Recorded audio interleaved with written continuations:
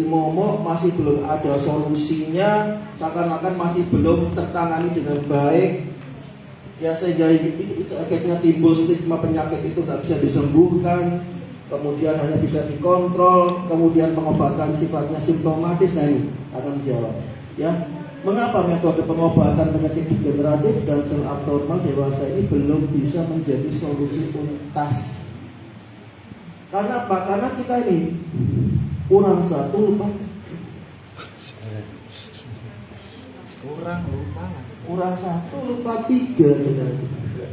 Ya, kurang satu ya, kurang paham akan masalah timbulnya suatu penyakit. Akibatnya apa? Akibatnya obat kita sifatnya simptomatik. Diabetes, gula darahnya tinggi, dikasih obat suruh menurunkan gula darah, tapi penyebab diabetesnya belum tertangani. Hipertensi, ya kalau kita ukur tensi kita tinggi 170/100, kasih aja obat yang sifatnya tiga. Satu, dia akan berusaha memperlebar pembuluh darah, namanya vasodilator. Jadi pembuluh darahnya dilebarkan supaya tekanannya menurun. Benar kan? Kalau kita misalnya ini yang di rumahnya punya halaman, pernah siram-siram? Nah ya, kan pakai selang itu. Selang itu supaya tekanannya jauh. Kita apa ya? Kita lihat ya. Nah, supaya tekanannya nggak tinggi ya, maka kita lepaskan. Maka dia nggak terlalu tinggi. Nah, itu dasarnya untuk terapi mengapa diberikan vasodilator untuk menurunkan tekanan. Yang kedua, kerja jantungnya dipelankan. Kerjanya dipelankan. Yang ketiga, volume dari darah dikurangi. Jadi ketiga itu akan diharapkan bisa menurunkan tekanan darah. Tapi kita nggak pernah berpikir kenapa tekanan darah itu bisa tinggi melampaui ambang batas. Jadi kita obatnya tetap simptomatis sifatnya. Kalau obatnya simptomatis, maka kita akan cenderung menggunakan teknologi dan juga obat-obatan yang akan memiliki efek samping. Penyakit diabetes nggak bisa disembuhkan. Hipertensi juga hanya bisa dikontrol dengan obat-obatan. Obatnya harus seumur hidup. Otomatis dong, kita harus minum obat itu terus. Sedangkan kita nggak melakukan apa-apa untuk membantu tubuh kita untuk sembuh. Nggak ada perubahan pola hidup sehat, nggak ada mengkonsumsi nutrisi untuk memperbaiki organ dan lain-lain, nggak ada. Akibatnya apa? Ya obat-obatan. Tentu saja seperti yang saya bilang tadi, kalau penyakit itu berjalan terus, sedangkan obat-obatan itu juga terus, maka komplikasinya akan tetap terjadi. Komplikasinya ada dua. Komplikasi karena penyakitnya itu masih berjalan, otomatis kalau jadi kronis pasti komplikasi. Yang kedua, komplikasi karena obat-obatan. Obat-obatan itu kalau over ya, misalnya overdosis, dia itu akan sifatnya toksik, merusak. Yang kedua, kalau dipakai jangka panjang maka dia akumulasi. Kalau akumulasi maka dia juga akan sifatnya toksik. Ya, penyakitnya nggak sembuh, komplikasi organ dia. Nah, yang pertama lupa bahwa sistem tubuh kita saling berhubungan. Jadi kalau kita misalnya menghadapi nanti pasti banyak ya, datang pasien dengan sindroma metabolik, tanyain anamnesa, sakit apa Pak? Bu, saya sakit hipertensi. Oke, ya dicek hipertensi 170/100. Oke, kalau gitu saya kasih obat 2 macam biasanya obatnya hipertensi. Kemudian ternyata dia juga bermasalah dengan gula darah, gula darahnya tinggi, dikasihlah obat 2 macam juga. Kolesterolnya juga kebetulan tinggi, akhirnya dikasih obat 2 macam obat plus vitamin. Belum lagi kalau asam urat, sehingga kalau dia pulang dia bawa ya obatnya 1 kresek. Tapi penyakit sedemikian banyaknya itu bagi orang ya, bagi pasien, kalau diobati bahwa obat banyak itu kata mereka keren. Misalnya saya ke dokter itu kasih obat apa? Obatnya banyak. Coba kalau saya ke dokter saya kasih obat, gak dikasih obat, tapi obat vitamin. Waduh, bayar mahal-mahal gak dikasih obat. Ya. Karena ini ya, karena mereka itu lupa bahwa sistem tubuh saling berhubungan. Penanganannya parsial, hipertensi sendiri, gula darah sendiri, kolesterol sendiri. Padahal semuanya itu penyebabnya satu. Penyebabnya apa? Penyebabnya kegagalan nutrisi. Penyebabnya apa? Penyebabnya kegagalan fungsi lambung. Ya. Akibatnya apa? Lupa juga kita lupa bahwa nutrisi itu sangat penting bagi kesehatan. Pentingnya apa? Kita juga lupa bahwa sel itu bisa beregenerasi. Akibatnya apa? Kita lupa. Kita juga mengabaikan terapi nutrisi. Lupa semua. Nutrisi diabaikan. Fokus pada penanganan yang sifatnya simptomatis itu salah. Gak akan bisa sembuh. Nah, apa yang harus kita lakukan? Saya berikan contoh. Saya berikan contoh penanganan tentang penyakit diabetes.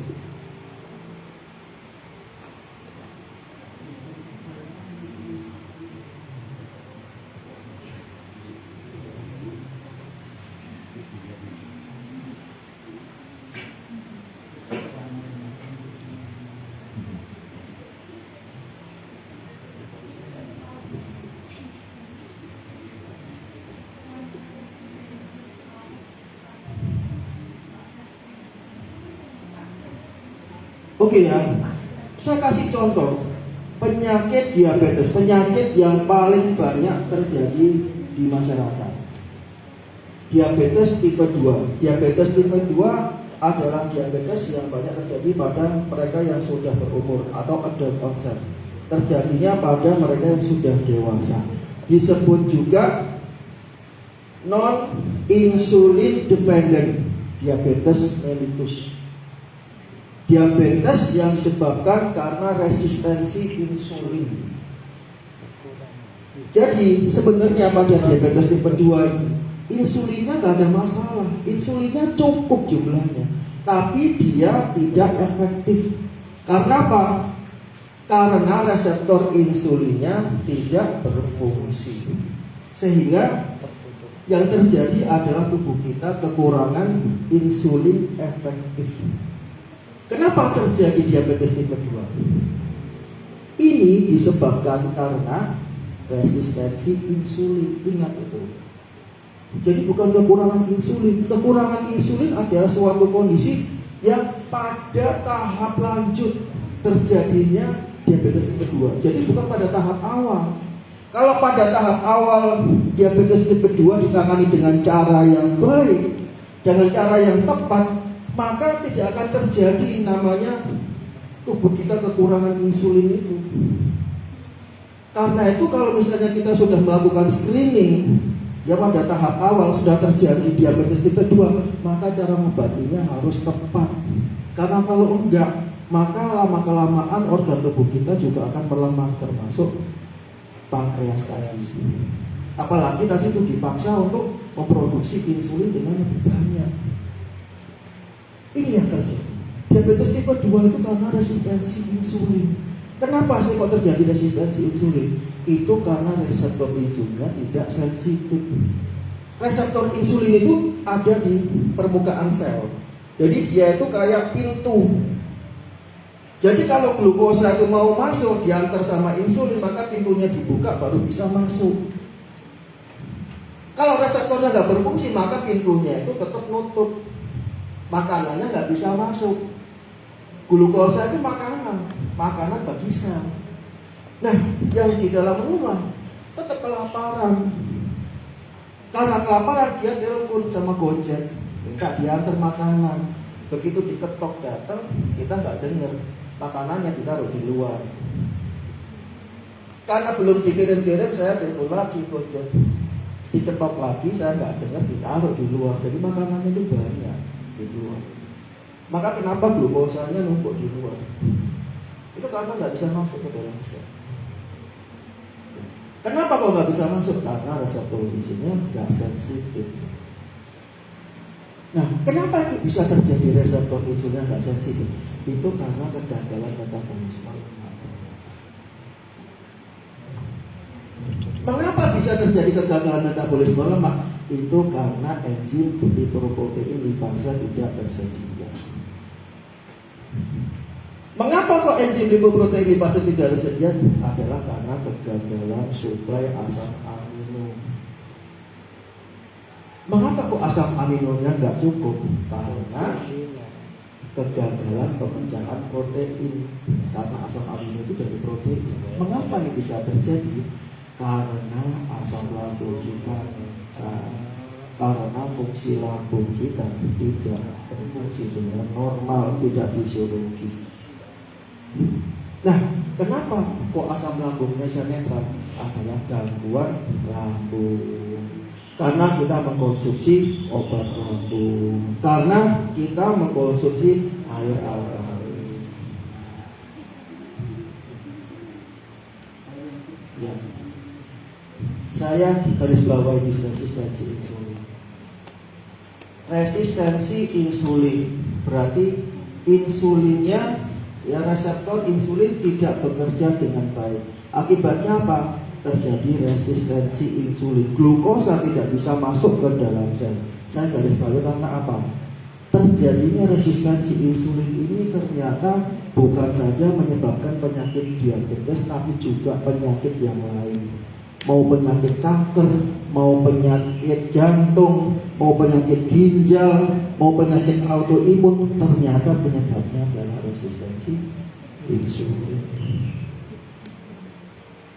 Nah, ini karena reseptor insulinnya tidak sensitif. Kenapa kok terjadi kegagalan metabolisme lemak? Karena apabila lemak ini gagal untuk dimetabolisme, maka itu ini mempengaruhi biokimia daripada reseptor insulin sehingga dia tidak efektif.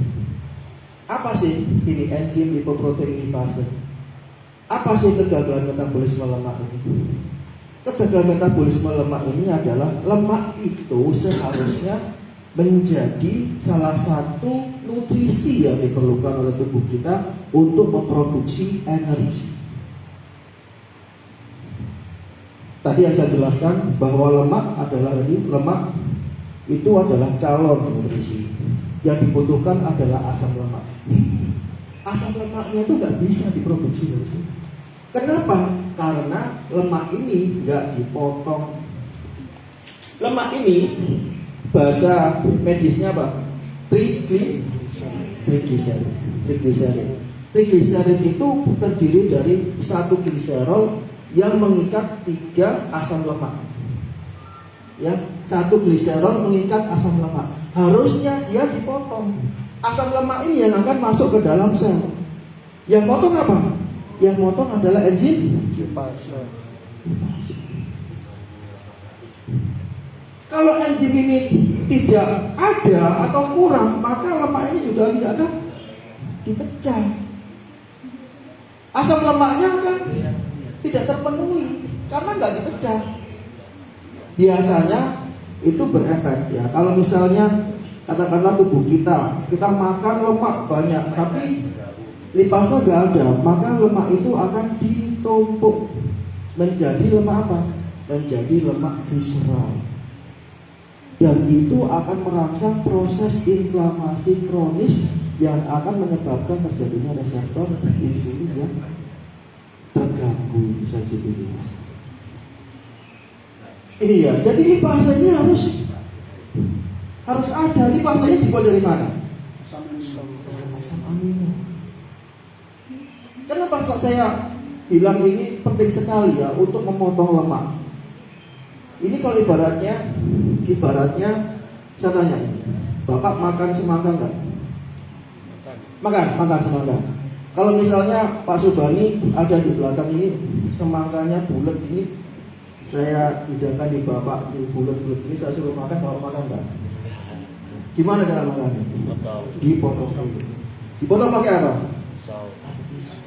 Baru kemudian bisa dimakan. Nah, lipase ini, enzim ini berfungsi sebagai pisaunya lagi, motong lagi. Nah, kalau pisaunya nggak ada, maka semangkanya ini nggak bisa dimakan. Padahal semangka ini enak, manis, jadi energi. Karena nggak bisa dipotong, ya sudah dibiarkan aja kumpul-kumpul gitu. Akhirnya numpuk. Dan kalau lemak itu numpuk di dalam tubuh kita, maka dia akan menjadi sumber daripada terjadinya proses inflamasi kronis yang menyebabkan reseptor insulin tidak efektif. Dari mana supaya ini bisa efektif? Maka jangan sampai mengalami kegagalan asam amino. Apa? Proteinnya harus bisa dipecah menjadi asam amino. Maka lambungnya nggak boleh netral. Maka kalau kita mengalami gangguan lambung, jangan sampai salah menangani. Itu saja pesannya. Sumpah. Jadi semua penyakit berasal dari ini. Ini mewakili semua jenis penyakit. Ini. Jadi kalau misalnya ada sakit lambung, jangan salah menangani. Ya.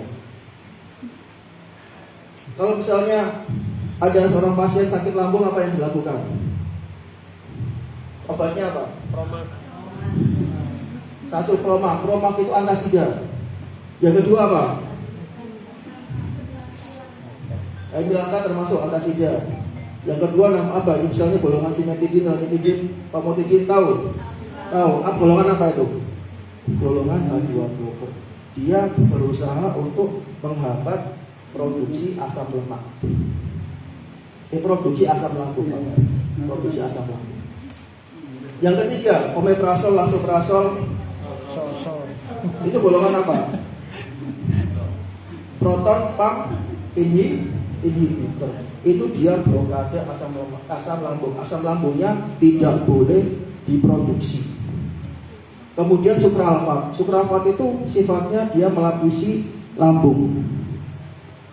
Ya, tapi sukralfat itu membuat pepsinogen tidak bisa menjadi pepsin. Pepsin inilah yang akan memotong protein menjadi asam amino. Jadi kalau dulu ada pasien ya, kalau datang ke saya, itu datang sakit lambung nangis. Saya kasih obat 4 macam ini. Satu antasida, yang kedua ada blocker, proton pump inhibitor, sama sukralfat. Ulang udah ketawa. Benar itu. Dan saya berbesar hati karena saya sudah meringankan penderitaannya. Tapi saya baru saatnya dari sekarang bahwa ternyata dulu saya sudah membuat lambung orang itu gak berfungsi gitu. Lalu saya harus minta maaf sama siapa? Satu-satu gak mungkin. Itu cuma seperti ini. Kalau misalnya di sini ada luka ya, saya luka misalnya berdarah. Kalau saya kasih jeruk misalnya, rasanya gimana? Itu adalah dasar pemikiran di mana kita berusaha untuk supaya caranya luka ini nggak perih, maka jeruk itu hilang sifat asamnya, harus jadi air. Kalau misalnya luka ini kena air, perih ya? Enggak kan? Karena itu sama. Kalau di lambung kita misalnya ada dinding lambung itu rusak atau ada luka di situ, kalau kena asam lambung maka perih. Itulah bagaimana caranya supaya asam lambungnya itu kehilangan sifat asamannya. Jadi dinetralkan, dinaikkan dengan cara pemberian obat-obatan tadi. Jadi mereka sakit lambung itu kalau sudah kena obat-obatan tadi langsung ketawa. Tapi pada saat itu lambungnya nggak berfungsi, nggak bekerja. Karena lambung itu normalnya bekerjanya kalau asam lambungnya dalam kondisi ya asam. Asamnya itu bahkan ya kalau diukur dengan pH keasamannya 1 sampai 3. Asam sekali itu. Bapak tahu Fixal, tahu Polstek apa itu? Pembersih apa? Pembersih kerak ya, kamar mandi itu. Itu ini asamnya itu. Bayangkan kalau ada besi dimasukkan di situ hancur. Besi dimasukkan di situ hancur. Tapi justru disitulah pada saat itu pH 1 sampai 3 normal, maka protein ini bisa dipecah menjadi asam amino. Kalau misalnya pH-nya dinaikkan jadi 5, jadi 6 dengan obat-obatan tadi, maka protein ini nggak bisa jadi asam amino. Kalau protein ini nggak bisa menjadi asam amino, sudah masalah. Karena akan terjadi berbagai macam hal. Enzim-enzim semua jadi asam amino. Hormon dari asam amino. Sel-sel untuk regenerasi butuh asam amino. Semuanya butuh asam amino. Kalau asam amino kurang, maka selesai. Dan ternyata gangguan lambung ini mungkin 60% lebih mereka yang mengalami gangguan lambung itu tidak memberikan gejala. Tiba-tiba waktu screening diabetes, tiba-tiba waktu screening kolesterolnya tinggi, tiba-tiba waktu screening asam uratnya tinggi. Padahal sebelum-sebelumnya nggak ada masalah. Jadi lambung itu sayang. Jadi kalau mengalami masalah lambung, awas jangan sampai salah menangani. Jangan kalah sama pegadaian. Pegadaian itu apa? Mengatasi masalah tanpa masalah. Tapi kalau kita ini salah menangani ini, sama seperti kita mengatasi masalah dengan cara menambah masalah. Kita akan jatuh kepada penderitaan yang berkepanjangan, Bapak Ibu sekalian. Jadi pegang ini aja. Tapi harus ada yang dilakukan. Kita harus melakukan sesuatu. Karena itulah tadi saya bilang bahwa sebenarnya mencegah itu lebih baik daripada mengobati. Orang itu ya kalau sudah mengalami gangguan lambung setengah mati untuk bisa normal kembali kalau Anda nggak membantu dia untuk sembuh. Jadi kalau misalnya lambung kita sudah bermasalah, mukosa kita sudah bermasalah, ada luka di situ, harus ada sesuatu untuk bisa membantu dia sembuh.